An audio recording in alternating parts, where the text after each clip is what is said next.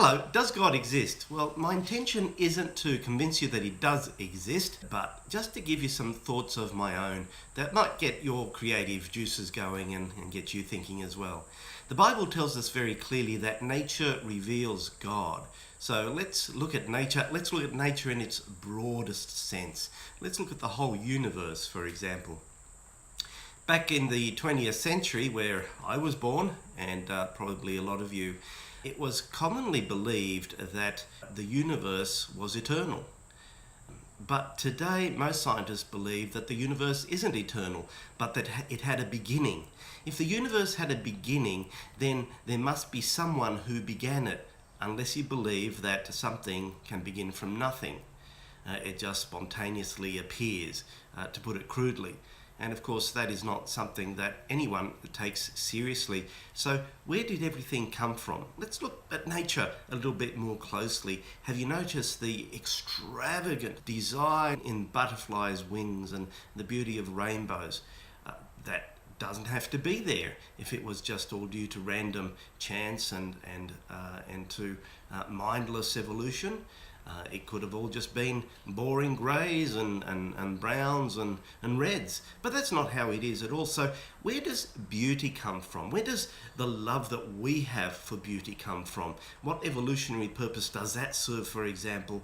Doesn't that point to the existence of a creator God who loves beauty? It does, to my mind. We could also look at the question of morality. Now, I know that different cultures have different laws and different standards of ethics and different standards of morality. But as you look throughout history and across different cultures, there is a very surprising uniformity of ethical standards and morality. There are exceptions, of course. Cannibalism has been an exception that has popped up at various times throughout history. But where these exceptions have happened, they've been looked upon with horror even by the cultures and societies around these isolated groups that have practiced it.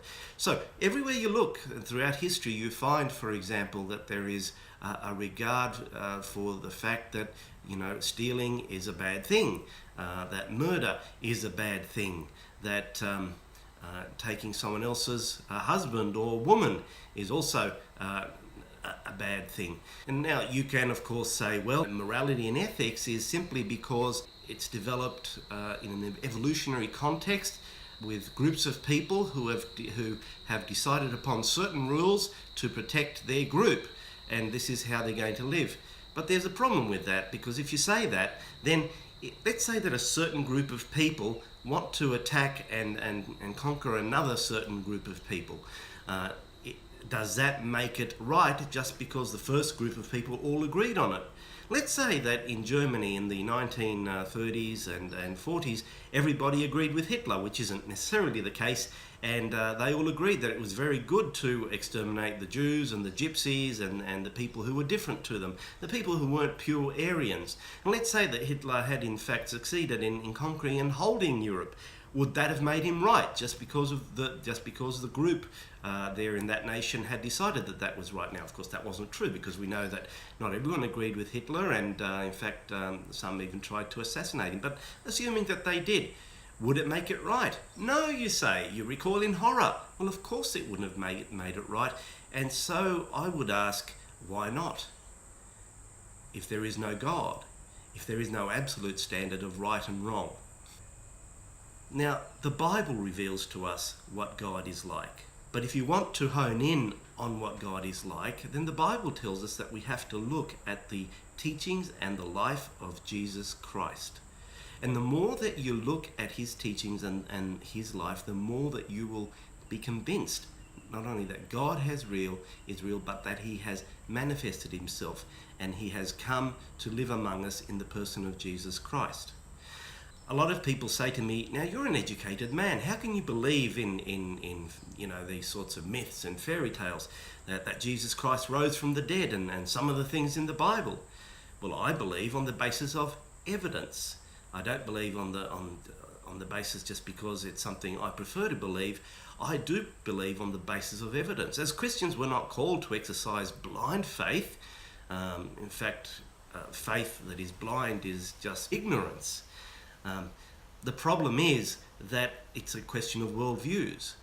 If you adopt a scientific materialistic worldview, which is the common worldview in our society, then you tend to exclude and ignore all the evidence that argues for the historical reliability of the Bible and the ministry and the life, the death and the resurrection of Jesus Christ, for which there is abundant historical evidence. You tend to exclude all the evidence that there is for creation, for which there is abundant evidence as well. And you tend to exclude all the evidence for the existence of God. Now, let's say that you have a room and that you ask someone to go into that room and find something that you have left in that room. But you tell them you are not allowed to look in that certain corner of the room, because it's impossible that the thing you're looking for is there, but it is in fact there. Well, they will come out and they will say, no, the thing that you have asked me to look for isn't there. That's only logical, because in their worldview, in the instructions that you gave them, they were excluded from looking in that place. So it really is a question of having an open mind to all the evidence. And, at the end of the day, and this is a very personal reality that I share, I know that God exists because I speak with him. I have a relationship with him. I experience him in my daily life.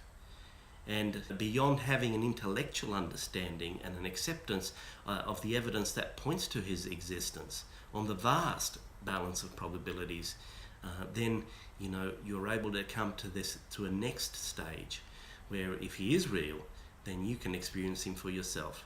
Millions upon millions of people have discovered that in their lives, and you can too.